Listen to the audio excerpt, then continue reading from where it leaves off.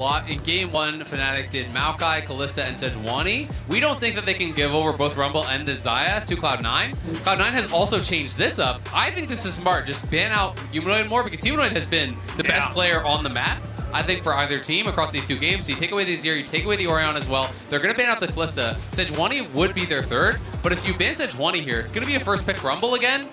And, well, at the very least, though, then you could grab Xayah for Fnatic because there's not that trade of the Orianna. Yeah, I think they will ban the Rumble because even on blue side, they banned the Rumble, and you're like, look, Xayah, still an issue, but at least it's not the end of the world. Poppy's still going to be banned, so that will leave open the Renekton, which was the difference maker from the game #1 draft into this one when it comes to ban. I think the Poppy's a really smart ban because if you're expecting this to be, you know, a Xayah ban or whatever, then you can do Sejuani plus Jax or Sejuani plus Renekton, and there's not really a good answer for Oscar, so that top side becomes very hard. If you ban Xayah, they get Rumble. If you ban Rumble, they get Xayah, right? And then I think Cloud9 is really set up well, so they're going to try to do a trade of OPs for OPs. So I actually think this is really smart. I still think it's going to be likely a Rumble, but it could be a Xayah. And your hope now is, okay, if you're thinking there's 3 OPs up, well, you do a 1-for-2 trade. I think you take the Xayah, because, I mean, the so last too. draft, Fnatic showed, hey, we already showed our hand. We don't really want to take the Rumble, so now they are going to pick the Rumble. They'll take the Jarvan alongside it, but it's like, how comfortable are they actually on this pick if they weren't really picking on blue side? Cloud9 is going to do Sejuani plus Jax. Yeah, They're going to do Sejuani Jax, and then you have to be able to win this 2v2, right? And I do think Rumble can absolutely win that 2v2 alongside the Jarvan. It's execution-based, of course, but you have the Ignite advantage. But so much already, I think, is going to come down to these top lane picks. And this, I feel like, is showing, you know, the kind of issues I think that Noah has with some of his champions. You know, he's worried about these getting banned out, so he's going to pick this early. But this does expose Humanoid even more to more bans getting thrown at him. Yeah. But it is a really interesting adaptation here from Fnatic. Yeah, I think if you're Cloud9, ban Nico, ban Syndra, you're like, okay, cool, there's 2 very big follow-ups for what this is, setup is already there. And then you're kind of like, okay, well, what do you have in the tank then, Humanoid? I mean, that's so much that's already gone from the mid lane pool, but as you say, for M&S, he still has a lot of fallbacks when it comes towards, well, I was going to say some of these more melee mids, and they're already being taken. I mean, you look at M&S's champion pool for the year, that guy plays a lot of different stuff. Like, he is not concerned, I think, really about bans going towards him.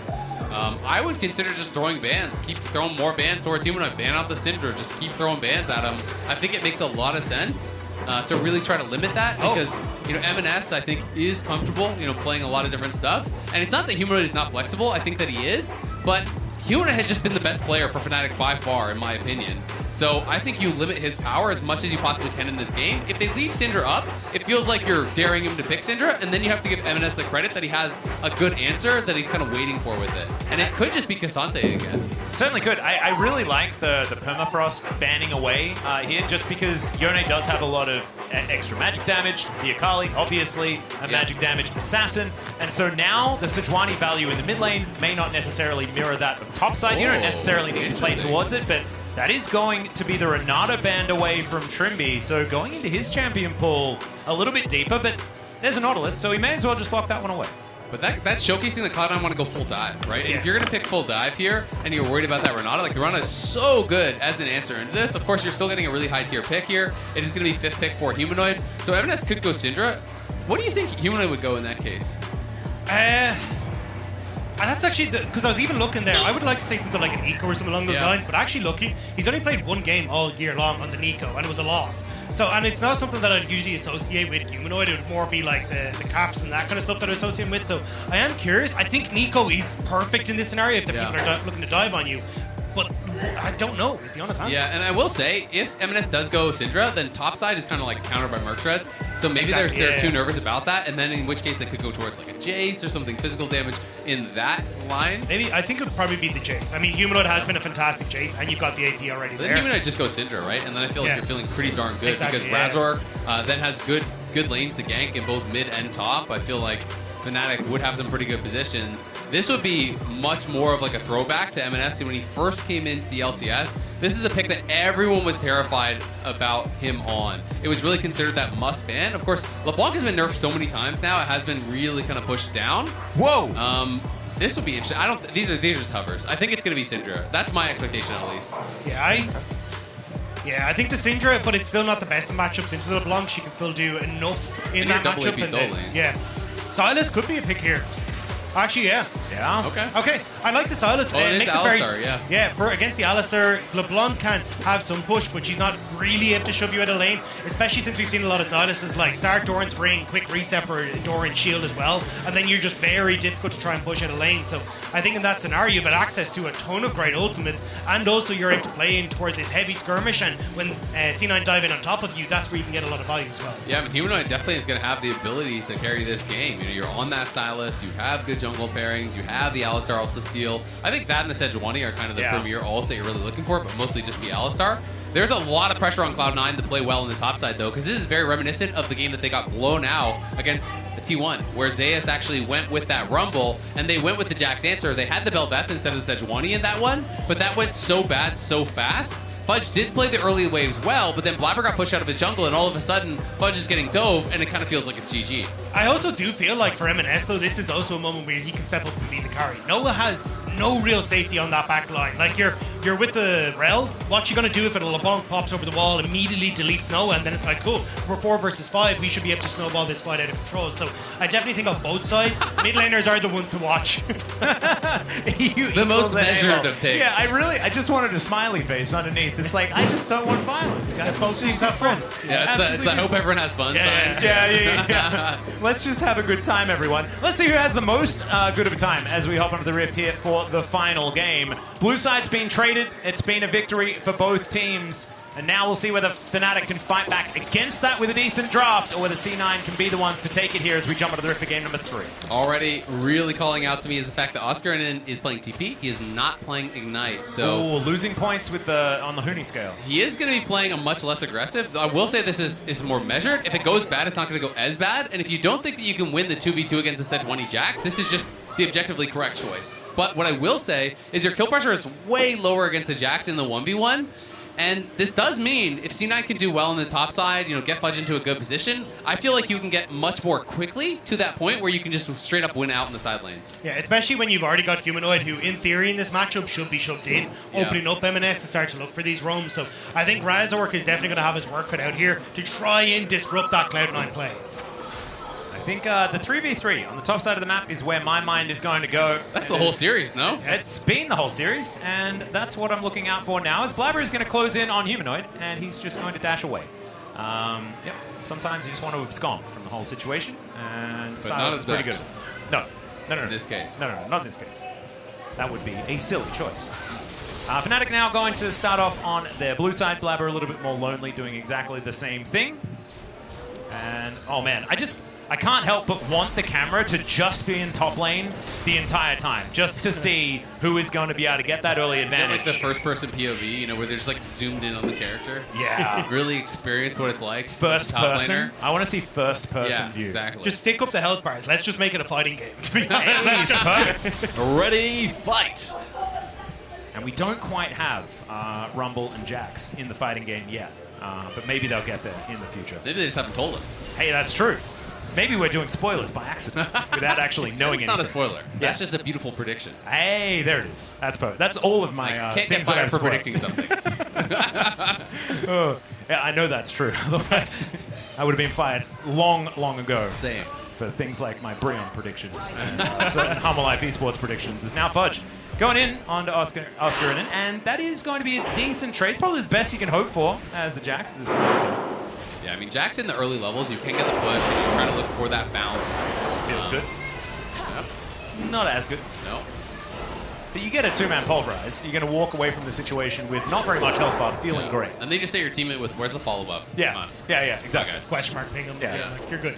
Yeah, that's the best way to keep up morale. And I think you ping your jungler in that case, because you want to keep up morale within the 2v2. No jungle? Right? Jungle AFK farming? 6 camp clear?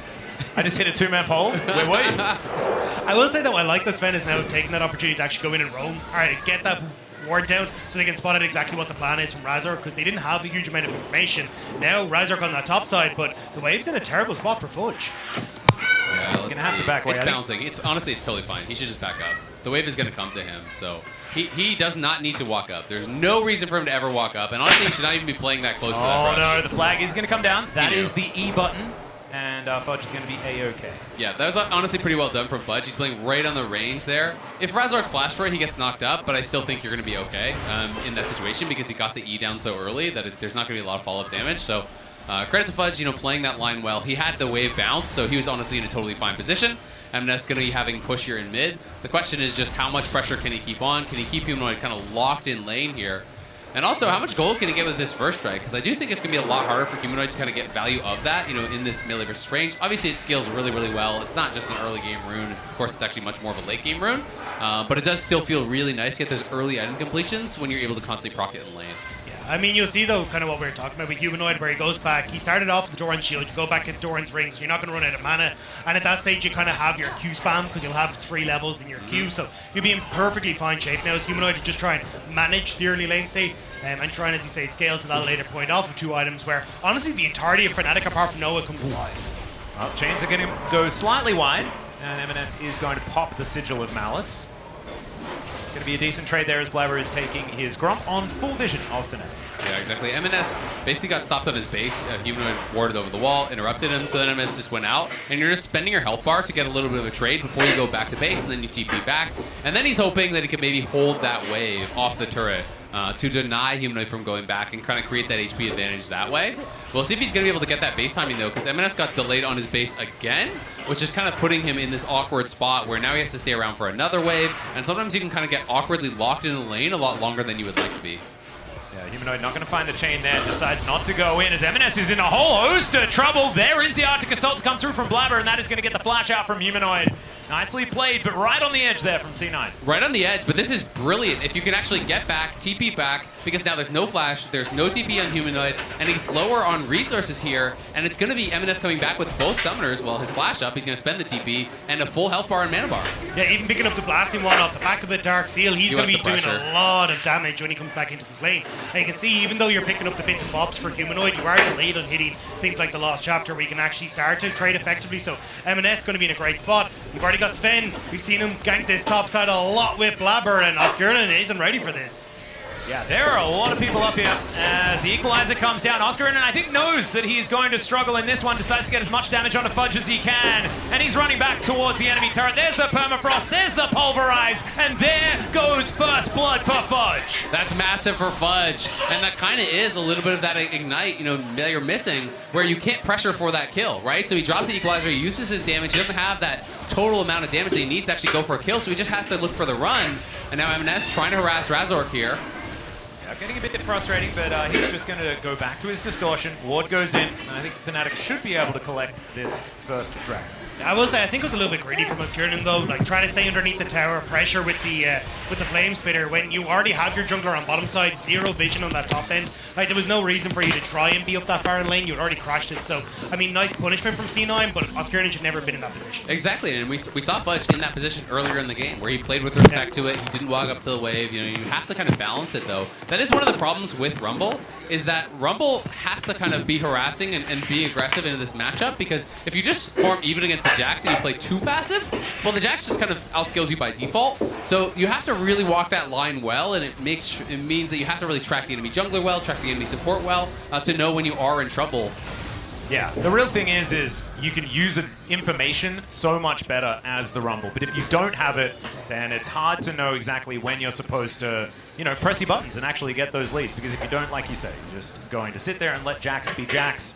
So it is going to be a lot of the initiative. Like, Fnatic is the one that needs to be making the early plays towards the top side of the map, but they do still have a whole bunch of scaling options elsewhere, right? So you don't necessarily need to feel as pressured.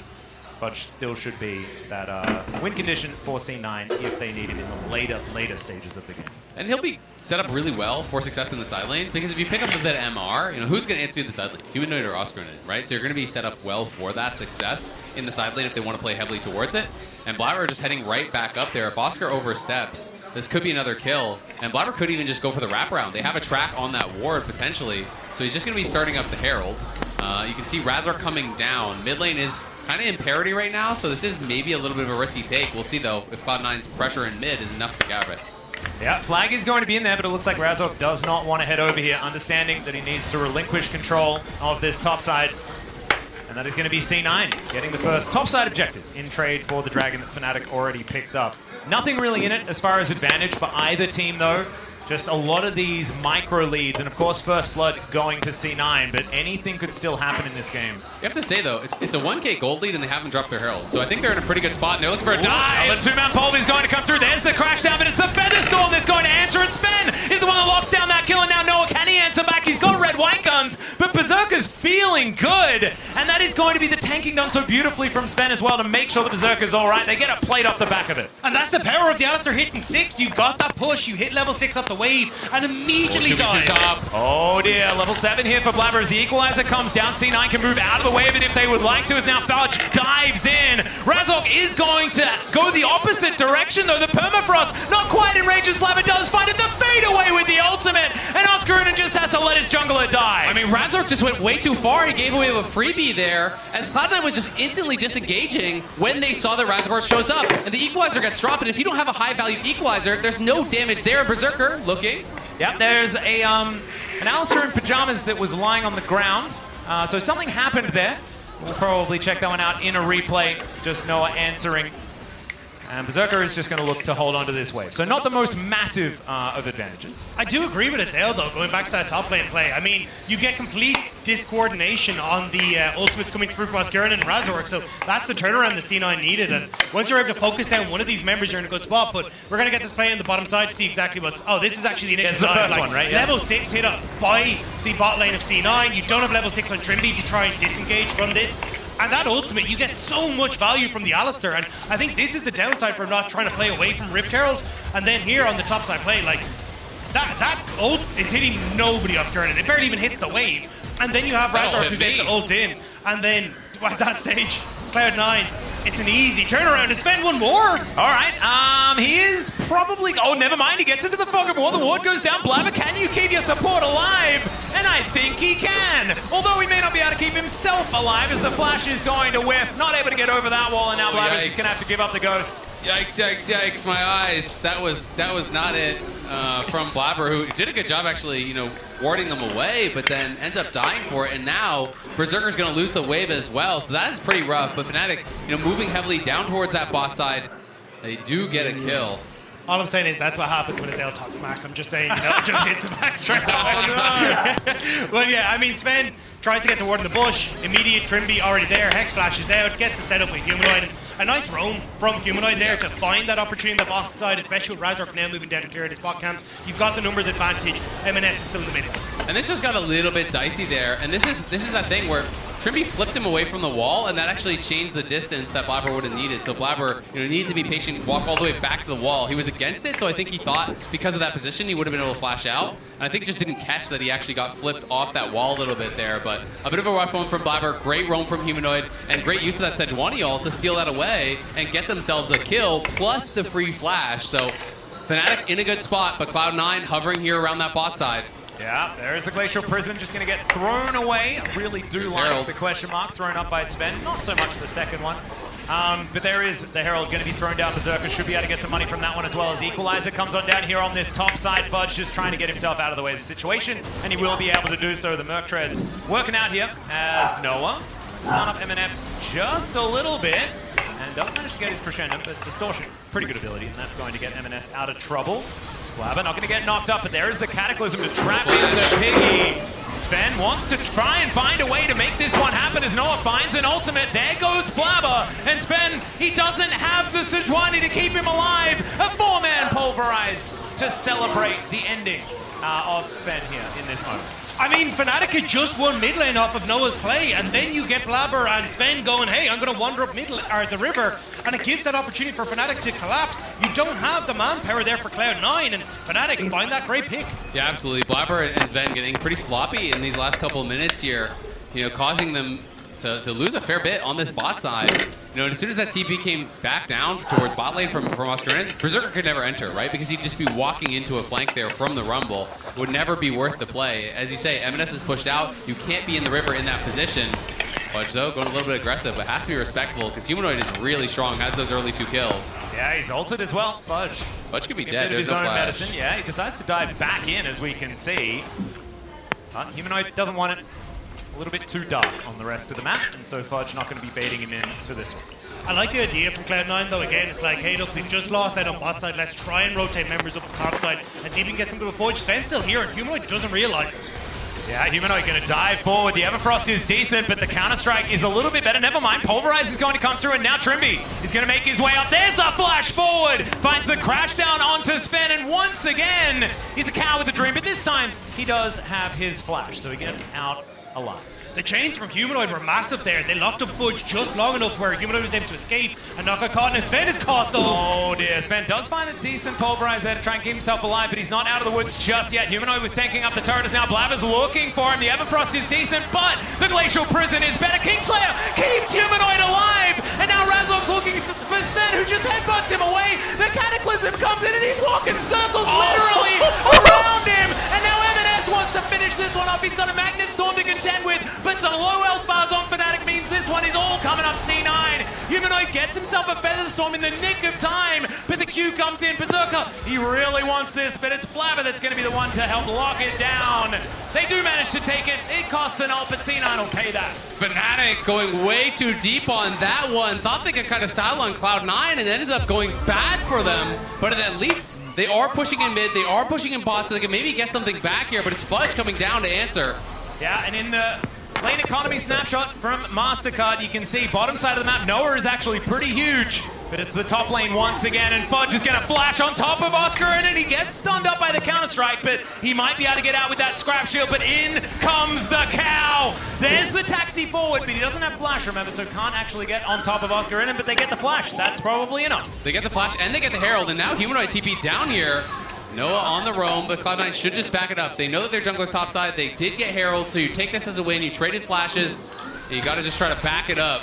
Sven's emote game has been fantastic, even though it's been the one emote, but there's the equalizer. The Moonlight Vigil does fly down as Trimby looks to stun up the cow, and they do manage to get him some low health bars, but not enough for C9 to answer. Yeah, but they're going to push mid, and we'll have to see what Cloud9 can get. They're at least going to get the one tower, very likely, or at least it'll be put really low, so that one does go down. But, you know, the worry here for Cloud9 is the two dragons relatively early on taken by Fnatic. You know, it's not the fastest soul, but it would be an infernal soul, which is always terrifying. And the fact that Noah, it feels like one of the first times, is really in kind of that big, comfortable position. I feel like this is his best game state that he's had throughout Worlds thus far. He could really carry this game. Yeah, I think as well, if you can have Fnatic able to match a lot of these plays that Cloud9 are trying to make to get control back, that's going to help out massively. I mean, Humanoid matching the roam here from Sven, you get the flash from the Jax to try and keep him safe, and they're able to turn this one around nicely. And as you say with Noah, yes, he does have a gold lead, but he's still waiting for like an item and a half realistically before he becomes the big AD carry. Whereas I think when you look at like Berserker is in a spot where he's still going to be a little bit more relevant just because of the champions that you're playing. Yeah, and Cloud9's still going to be trying to play heavily through those side lanes, but we'll see how Fudge can do, because Humanoid has seemed more than equal to the task as far as answering him in those side lanes. I'm interested to see where Fudge does build. Does he build more towards the 5v5, or does he start picking up some MR and trying to play heavily through sides, right? Because the MR is going to be really effective. He wants to commit to those side lanes. But at the end of the day, if it's a game that's going to be decided in 5v5, you're still going to have to deal with all of the punishment that's going to come through from Noah. And I think you kind of have to accept that, hey, look, we're going to need to team fight. Fnatic have the tempo advantage at this stage. They've gotten the positional, or the wards that they want to try and play for the next dragon, try and play for mid lane turret, even if they want to forgo dragon. So I think as Fudge, you have to play for team fights, because that's where this game's going to be decided. And I agree. I mean, C9 tried to play, you know, for those early heralds, and you're supposed to be trading objectives for gold, right? And that the idea is that you come to this third dragon fight with a significant gold lead, and then you're in that winning spot. You take the fight, you win the fight, you get the dragon. All of a sudden, the other team is in kind of a really hard spot. But the gold lead is nothing, right? The gold is, it may as well just be dead even. When you add in the combat stats from what Fnatic has on their dragons, I would say they're maybe even slightly in the lead, or at the very least very, very close. So it's really going to be down to the execution here. If Fnatic gets this third one, it could be problems. They do have control of the vision though, and Razok is going to figure that one out. Takes 2/3 of his health bar in trade, and now has to go for a reset. And there are a lot of things that give advantages. You're talking about the amount of stats that you have, that's very important, but vision is also very important, and it's C9 that has a lot of it around this very important dragon. And that's why I thought Fnatic were going to give it up. Maybe try and play for mid into a top side, get 2 towers, but you've got the reset that was actually cancelled on Oscurin, and he wanted to reset to try and then make a TP play in towards this objective, but Fudge actually stops him on the top side. Yeah, he's fighting him as well, as we could see on the minimap, but is going to pull away. Razork's back, though, so, the chunk didn't end up mattering. They're pushing out through mid, but Fnatic are just going to start this very likely. And we'll see if Fudge can actually get down here, because there's the base from Oscarinin way before Fudge. Fudge is going to cancel his base. He's pushing top, but I don't think this is the right choice. I mean, Oscarin's just going to TP for this, and you're just giving up Soul Point for free. Yeah, teleport onto this outer turret towards the bottom side of the map. The Equalizer is now making its way into the fight as M&S gets over that wall. The Drake is going down low, but Humanoid now going for the engage. The Equalizer is decent, but it's not onto Berserker, who's now trying to kite back. The Drake goes down, but can they actually stay alive in the fight? As Humanoid, he flashes away, but the execution's there from M&S. They need more. And now C9, yeah, you're exactly right. They're going to have to go for it as the Magnus Storm is massive! Trimby's going to try and take them down. Oh my god. In that backline with the Flame Spinner just burning them all down, but it's Berserker that's trying to get more. Noah now able to get those shots in. It's a bit of a disaster, but in the end it's all Fnatic. And Berserker's just trying to get that one last kill, and Noah says no. They couldn't get Noah, and that might be the end of the C9 arc at Worlds 2023. What a fight from the Fnatic AD carry, who's been doubted for so long at this tournament. I mean, Cloud9 just showed up way too late to this. The fact that Fudge cancels his base, by the time they arrive, they can't even really fight for the Dragon. Imagine if Fudge is here this early. Humanoid going forward would punish so much more heavily. But instead, the Dragon goes over pretty much for free. Humanoid gets put low. Cloud9, no, they need so much more from this fight. They need to try to funnel in, and that's where Trimby finds this angle. Razork goes in, Trimby goes in. Berserker is free firing, but that ulti from Noah, the AoE was massive, and then Fudge flashes in the backline. But he's Oom. He didn't get to base. He's out of mana. Couldn't actually push forward to try to get the kill on Noah. Also, the fact that Razork doesn't actually stick around in the Cataclysm. He pieces out, which means you've still got peel for Noah at the back end of this fight. And then you're able to follow through with the damage Oscarinin has on this Rumble. Really well orchestrated fight, and Fnatic want more. Yeah, the first big win here in this game goes to Fnatic, but the game is not over yet. They do have Infernal Soul, which is so important. Sven also doesn't have a whole lot of his health bar, does get a decent shield, but the will not quite as unbreakable as you might assume. And like you say, now 4 versus 5 in favor of Fnatic. They can head towards Baron. There's no TP. Fudge has to run. I think that C9 have really bungled this. They totally failed their setup at that third dragon. And now I think Fnatic get a free Baron. I think this is it. Blaber's looking to try and get in there. If he can get that Miracle Steal, then there is going to be an opportunity, but he is going to get Magnus Storm. They are looking for the Baron. It's a lot of damage down, though, as Berserker is free hitting 2 kills. Already the Equalizer does next to nothing, and that's going to be 3 in trade for the Baron. They're going to need to try and get out of here, and they're going to have to try and get out fast, and they are going to be able to do so with the empowered backs. I mean, it's a fumble from Fnatic. They don't actually get the play set up. A terrible ult from Oscarinin, and 2 members getting out with Baron. You can already see the Red Bull Baron power play. That's not what Fnatic wanted off the back of that. That should have been a clean take, but they dropped the ball. Yeah, they really did, and it does give an opportunity now for Cloud9, who picks up a couple kills. They may be able to clear off some towers off the map as well to kind of scrape that back and try to set up a better fight at this 4th dragon. And Fnatic go very far. They do get this kill on Sven, and it's because they knew that Fudge is bot, and they know that Berserker's not there as well, so there's not really any threat. But then the setup here, Trimby goes forward, Humanoid goes forward, the rest of them are actually hitting, but Berserker is free firing, and this is the main problem, is that you've sent half your team forward, half your team is actually still finishing. Oscarinin whiffs his ult, Noah whiffs his ult, and Fnatic, don't really coordinate on either a turn or a finish. And that was what I was talking about, the 280 carries, and Noah might actually still be in trouble. Oh, yeah, M&S looking to chain him up. It's a lot of damage being offered back as Noah is, just going to make sure that M&S gets out of there. He is going to do so. So a trade of health bars, not too much else, and the cleanse going to be utilized. That's the Cloud9 being able now to get control of the map, though, which is exactly what they need against this Baron buff. Like, Noah is one of the few people that actually has one on Fnatic. He's taken off the map. It makes it more difficult to try and play around the lanes, especially for Oscarinin, who would love to be in a side lane, threatening top lane towers. So it's Cloud9 slowly but surely, pushing Fnatic back and preventing them from getting anything. Yeah, they are. I mean, the Baron power play obviously not working out for them. M&S, I have to say, doing a good job finding poke constantly throughout this game, poking and prodding, trying to get advantages where he can. But the big problem is still looming. They're looking for a pick here on Trimby, but great buffer on the dismount there to keep him safe. Razork looking for the turn, maybe. Yeah, the Equalizer goes down again. Blabber is completely cornered off. He's trying to get out of there, but he's not going to be able to. That's the lockdown. A great knock-up onto Sven as well, who's once again going to try and use the ulti to escape, but it's not going to work. Trimby going to lock down that kill. That is 2 for free for Fnatic. And that means trouble with this dragon coming up very soon here. Yeah, Fudge gets a tier 2, but Fnatic are pushing, and they're going to have full setup on this dragon. That could mean everything here. M&S wants to delay till the last second and then interrupt this to try to stop a proper setup. He couldn't quite get that 100-0 play. Razork will slink out, but now they're going to try to TP in. Yeah, Fudge is immediately going to come in and use that counter-strike. Trimby down very low, but Noah is just shooting him.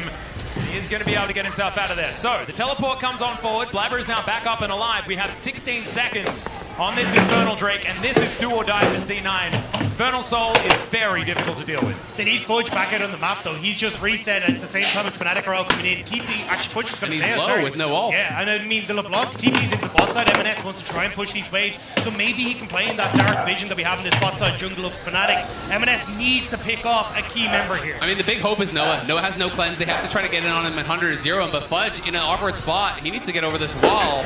Yeah, the chain's going to miss. Noah is finally going to turn up, has the long-range guns for this fight. Quite have to sever him, but he may not necessarily need it. That is a great snipe from the Glacial Prison, but it doesn't quite work out, as that is going to be Fnatic locking down the Drake, and now the Dragon is going to burn through C9.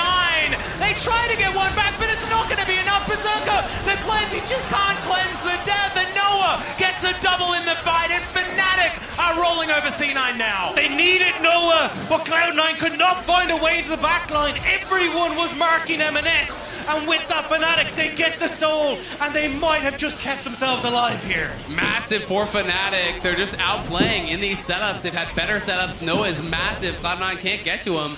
And it's all about the setups for these fights. You know, the earlier problem, Fudge TPing in, it feels like Cloud9 wants it too bad. Where is Fudge in this fight? He's fighting with Trimby. He's not able to actually focus into the backline. He doesn't have his ult. And the fight is over before he's even really involved in it. Like, now he's coming down, but he got nothing done, right? He's not involved whatsoever. And I just feel like in these last couple engagements, you know, Fudge has not been there when they needed him to be. At the third Dragon, he based really late, couldn't actually get a buy and health back before he TP'd. And then this one, he's nowhere to be found. I think the idea from Cloud9 was, hey, Fudge, if you can take care of Trimby, you saw Sven headbutt Humanoid out of the equation. Give us that direct line for M&S to get on towards Noah in the back line. But Noah's playing so far back, it just never really happened. And I think that's where the whole game plan started to fall apart for Cloud9 in that fight. And Noah now has both sums back, has the stopwatch, has the BT. He is ridiculously strong. And the poke from M&S is not going to mean much of anything at this point. So Cloud9 maybe get one more fight here where they can try to make some sort of a miracle happen, but they haven't been able to get setups on even more kind of a better position, and now they're down 3K plus the soul. It's brutal. And this was the champion that we saw Noah perform on when he first joined the Elite.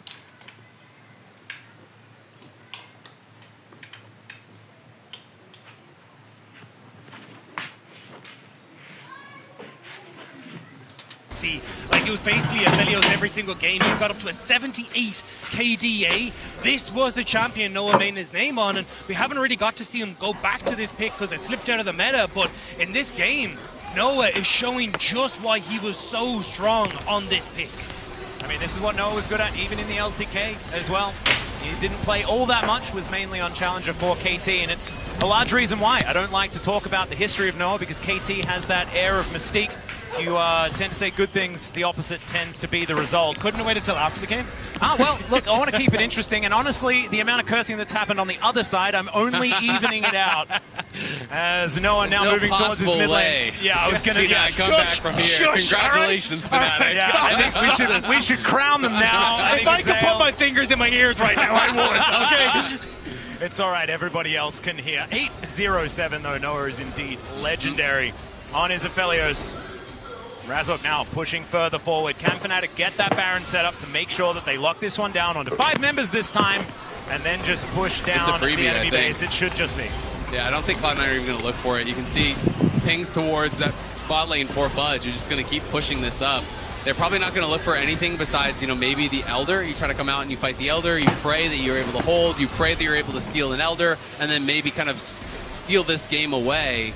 But it is an incredibly difficult spot, and M&S playing with fire. Yeah, it does have Distortion, does have Mimic as well, I hope. That is not actually there, as he is going to go into his passive, and they find the right one. Oh no, it's the wrong one! Even I got trolled there, but they are still able to grab this. But it's a 1-for-1, and you'll take that if you're C9 and you're this far behind. I think it's Cloud9, you have to try and make a play right now. Humanoid's on bot side. Can you find this engage while it's 3 people before Humanoid can join in?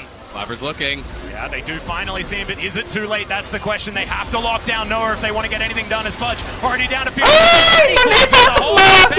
And they don't find too much more. Fudge is going to go down. And now Sven's just trying to get the CC, but Noah is just a raid boss. He is just too massive on this Aphelios. I feel like we're back to the old version of this champion, and that one was too oppressive. Noah is just reminding us what he used to be able to do, and he's doing it now on this patch of all things. Fnatic now pushing in. They are going to be able to take the inhibitor turret towards the top side of the map. Inhibitor going to go down as well. And he's now 10-0-7. He's just too big. Yeah, they just can't deal with him whatsoever here. Cloud9, know that their windows of opportunity are so slim. They're trying to force a play here when they see Humanoid elsewhere on the map.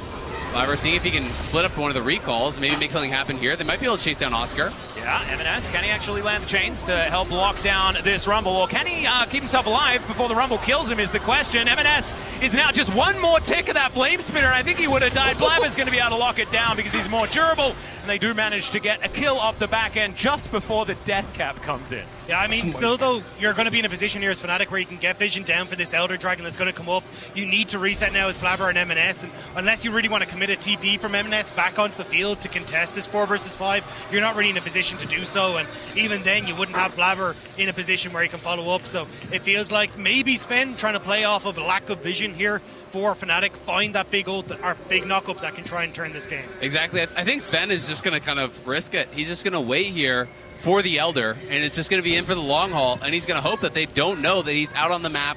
He knows that he's kind of snuck in, so he's going to be looking for one of these really deep flanks, potentially, to try to get that big play. And honestly, I respect these types of plays, because if you fight evenly from this spot, just straight up, you're not going to win. You need to have that miracle engage. You need to have that miracle play. If you can't get to Noah and burst him down, it's just not going to happen for Cloud9 because this guy is way too strong at this point. Well, Fnatic may not even go for it. It looks like they're just going to immediately push down mid lane, see if they can get position here, and they could try and end the game. You don't have Sven. That's your main engage tool. Sven is going to have to walk over a ton of wards to get into a position where he's happy.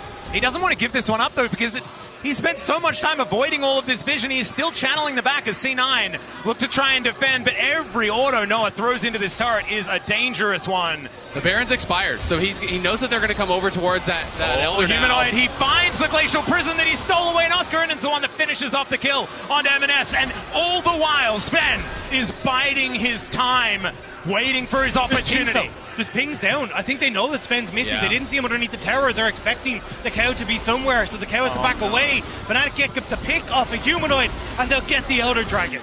Humanoid just coming up massive there, locks down MNS. He gets burst down, not playing Merc Shreds, obviously, and that CC layering was perfect from Fnatic.